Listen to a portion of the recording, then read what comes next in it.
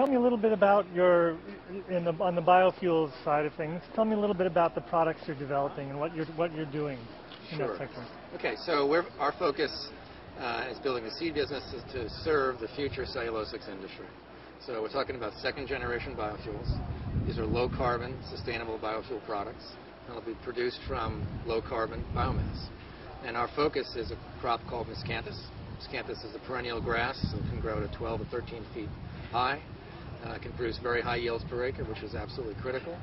And the way it grows late in the year, much like grass in your lawn, all the nutrients are captured back under the soil, and you harvest just the material that's the carbohydrate to be converted into biofuel.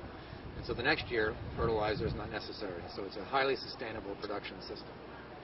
Now, the current stocks tend to be corn, sugar, those kind of things, which are not.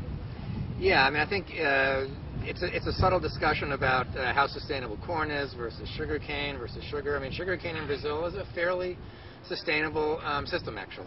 It's very highly productive, getting a lot of inputs. Corn, not so productive, not such good energy output per energy input. We think people should be aware that while they may have concerns today about the current biofuels in the market, the future biofuels, for those who care about the environment and climate change, the future biofuels are much more favorable than the current generations, such as corn or oilseed, for example. Do you think that the average citizen in this country is aware that these next generations are being developed at almost a genetic level?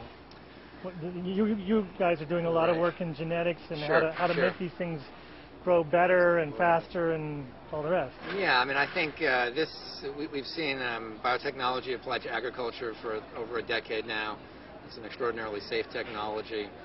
We're now applying biotechnology to new crops, the biomass crops. I don't know whether people are generally aware of that, but I think it's a very promising alternative. And biotechnology will be essential to get the sorts of yields off of lands so that we can have good renewable production of biofuels without interfering with food production, without having a negative impact on the environment. What's your company's timeline? Where do you think that the development of these fuels, how long will it be till we get significant volumes? Yeah, it's a very good question. A lot of money has come into this industry in the last 2 or 3 years at the research and now towards the development level. We actually have crop varieties of miscanthus for the first time. Anyone's done this in the U.S., growing at 15 different sites across potential production zones in the southeast, the edge of the corn lands, even into Canada. So we'll have products that can come to the market in the next few years. The companies that are developing conversion technologies, I think in the next 3 to 5 years, we're going to see pilot plants built, demo plants, and first commercial projects. So, it's not tomorrow, but we're developing those projects today, and I would say by the middle of the next decade, we're going to begin to see the true curve of growth, of very rapid growth and adoption of these technologies that by the end of the next decade will be really material producers of transportation fuels that we'll all be using to drive our vehicles. The truth is agriculture has a very large impact on our environment, and we acknowledge that as a company. We're committed to developing sustainable production systems. Stepping back and looking at a global level, there are many acres across the globe which are what we call underutilized.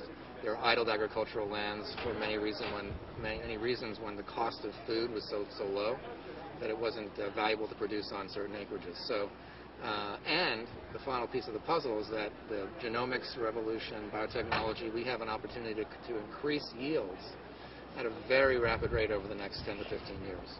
Taken all together, I believe we can actually produce food and fuel effectively without having a negative impact on the environment. And I would just give one example of Brazil. Brazil has over 500 million acres dedicated to pasture to support 200 million head of cattle. And all the people I've talked to in Brazil point out that it's an underutilized resource, this pasture land, and easily 30-40% of that could be converted to being used for the production of biofuels without in any way impacting the overall productivity of the beef industry. So there's a lot of opportunity to do what Vinod was talking about, which is produce biofuels and food for the long term. Well, the biofuel you guys are looking at, what's its impact to grow? I mean, does it? I gather it doesn't take the volumes of fertilizers and the hundreds of millions of gallons of water. Talk a little bit about that difference. Yes. So we are.